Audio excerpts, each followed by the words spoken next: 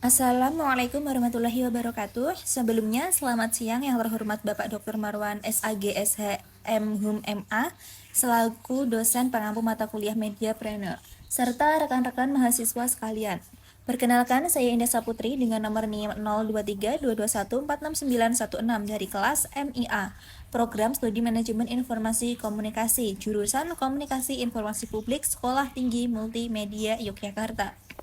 Baik, pada kesempatan kali ini saya akan mempresentasikan makalah ujian akhir saya yang berjudul Strategi Membangun Kemandirian Ekonomi Sejak Dini Melalui Pengembangan Agensi Kreatif dan Studio Aset Digital, yaitu Kreasi Muda Digital.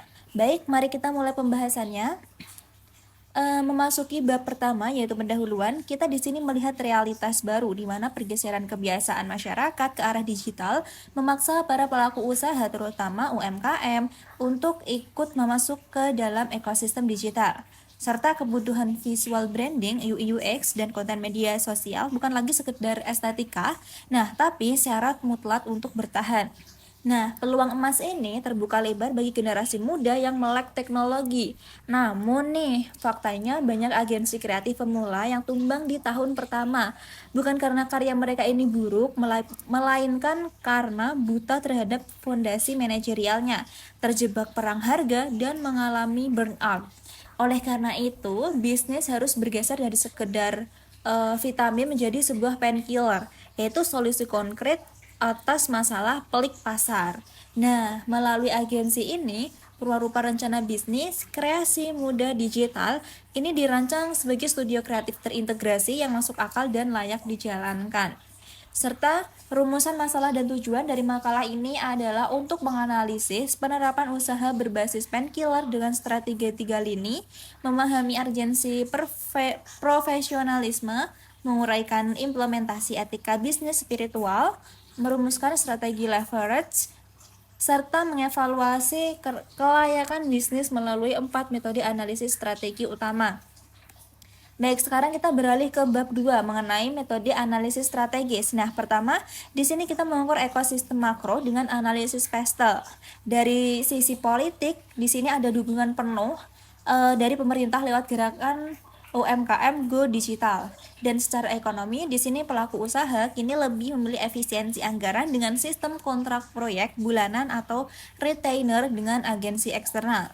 Kemudian nih, dari sisi sosial, singkatnya attention span audience ini membuat visual 3 detik pertama menjadi penentu kredibilitas. Seperti contoh FYP seperti itu. Dan di sini di bidang teknologi, kehadiran AI generatif ini dimanfaatkan tim kami sebagai alat pengungkit waktu. Intinya seperti itu. Kemudian untuk dari segi lingkungan, di sini kami menerapkan konsep green industry melalui remote working. Nah, dari aspek hukumnya sendiri, di sini kita menerapkan kepatuhan terhadap lisensi komersial dan kontrak kerja transparan menjadi perlindungan utama kami. Lalu masuk ke metode kedua yaitu analisis SWOT. Nah, dari sini SWOT, kekuatan dari kami itu apa? Nah, jadi kekuatan dari kami ini adalah pada spesialisasi UI UX Figma dan produksi video beresolusi tinggi dengan overheat rendah. Kemudian, kalau kekuatannya tadi seperti itu, lalu kelemahannya tadi apa? Nah, jadi di sini kami adalah kelemahannya ada di keterbatasan waktu karena status kami sebagai mahasiswa. Dan dari hal tersebut, apakah memiliki peluang? Nah, peluangnya di sini adalah industri sosial commerce sangat masif. Tetapi sementara ancaman terbesarnya adalah fenomena perang harga di tingkat freelancer amatir. Nah, yang ketiga, untuk metode ketiga di sini ada analisis pohon masalah. Nah, masalah sentral yang dibedah di sini adalah siklus pengerjaan proyek kreatif yang berantakan. Mulai dari akar penyebabnya adalah ketiadaan desain sistem internal, regulasi revisi yang longgar serta manajemen waktu yang tumpang tindih yang berdampak pada penurunan trust klien hingga krisis arus kas. Begitu. Kemudian yang keempat, Dari seluruh faktor penyebab tersebut, di sini kami memitigasi menggunakan analisis fishbone dengan pengelompokan masalah ke dalam kategori man, method, design, dan material agar kualitas pengiriman proyek visual ini tetap terjaga. Nah, jadi seperti itu metode yang saya gunakan. Kemudian masuk ke bab 3, di sini ada pembahasan dari analisis dan fondasi usahanya itu seperti apa. Nah, baik, kita masuk ke bab ketiga yaitu bab pembahasan. Di sini kita akan membedah bagaimana kreasi muda digital beroperasi. Bisnis ini menggunakan model hibrida yang mana di sini menggabungkan unit jasa agensi dengan sistem kontrak bulanan serta unit produksi studio aset digital ini siap pakai seperti template Canva atau UI Kit dan berciri zero marginal cost, yang mana ini adalah posisi kami sebagai painkiller bagi UMKM yang butuh konten estetik tapi minim anggaran dan juga waktu. Nah, untuk memaksimalkan pendapatan tersebut, di sini kami menerapkan strategi 3 lini seperti yang disebutkan di latar belakang tadi. Nah, yang pertama di sini kita menggunakan lini retail yang mana di sini menjual produk aset digital satuan lewat platform e-commerce. Nah, kemudian yang kedua ada lini grosir atau B2B. Yang mana ini merupakan kayak apa intinya kayak paket bundle, kayak dipaketkan gitu, memiliki paket produk. Nah, di sini kita berupa jasa. Jadi lini grosir ini adalah paket bundle jasa agensi bulanan untuk perputaran modal terbesar. Kemudian yang ketiga yaitu ada lini saham, yang mana di sini mengunggah aset visual ke platform microstock internasional untuk passive income jangka panjang. Nah, kemudian kredibilitas bisnis ini dibangun atas 3 pilar, yaitu profesionalisme, yaitu ilmu sebagai kompas strategis. Lalu yang kedua adalah latihan rutin, ini untuk memangkas durasi produksi tanpa menurunkan standar kualitas, dan konsistensi yang paling penting yaitu dapat menempati deadline kontrak. Jadi tidak lebih tidak kurang, jadi harus pas begitu. Dan tidak hanya itu saja, fondasi utamanya ini adalah etika bisnis spiritual, yang mana di sini kami meluruskan niat untuk kebermanfaatan UMKM serta memprioritaskan kejujuran dengan menjaga orisinilitas karya tanpa plagiarisme dan berlisensi sah. Tidak hanya itu, tapi di sini juga berkomitmen menyisihkan minimal 2,5% keuntungan bersih untuk zakat dan sedekah guna menjaga keberkahan usahanya tadi.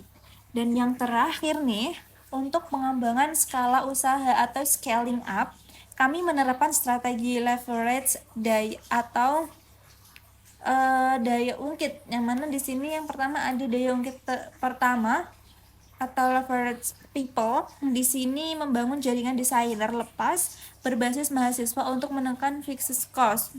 Kemudian yang kedua leverage time, yang mana di sini mengoptimalkan internal design system agar waktu produksi ini tuh lebih efisien. Kemudian yang ketiga ada leverage capital atau daya ungkit modal, yang mana di sini menerapkan sistem DP 50% di muka sebagai modal kerja aktif serta menginvestasikan kembali royalti microstock untuk meningkatkan perangkat keras komputer lain atau komputer tim yang ada di itu tadi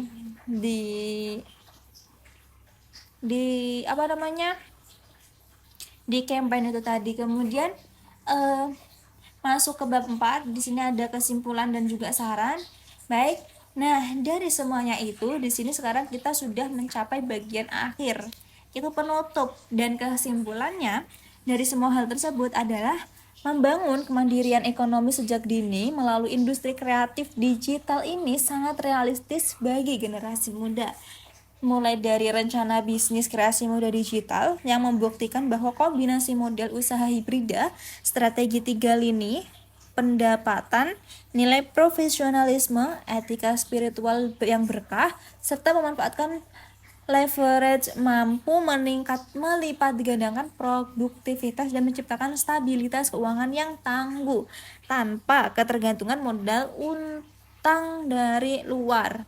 Nah, dari situ kita kayak nggak usah bergantung pada utang begitu. Nah, lalu sarannya Di sini saya menuliskan saran praktis untuk pengembangan ke depan. Yang pertama adalah manajemen harus memperketat regulasi revisi menggunakan formulir tertulis terstruktur guna menghindari scope creep.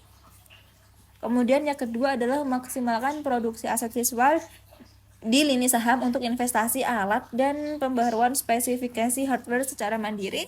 Kemudian yang tiga, segera mempersiapkan aspek legalitas dengan mendaftarkan hak kekayaan intelektual atau HKI agar karya orisinil tim terlindungi dari klaim kompetitor lain. Jadi setiap kita mendirikan rencana bisnis, kita juga harus mempertimbangkan kompetitor lain itu seperti apa dan gimana caranya biar nggak dihak alihkan oleh kompetitor lain begitu. Nah, yang tadi itu adalah kayak referensi utama yang saya gunakan dalam penyusunan makalah ini. Nah, jadi demikian presentasi dari saya. Terima kasih banyak atas perhatian Bapak Dr. Marwan dan rekan-rekan semua. Kritik dan saran yang membangun sangat saya harapkan untuk penyempurnaan ke depan. Selamat siang, terima kasih. Wassalamualaikum warahmatullahi wabarakatuh.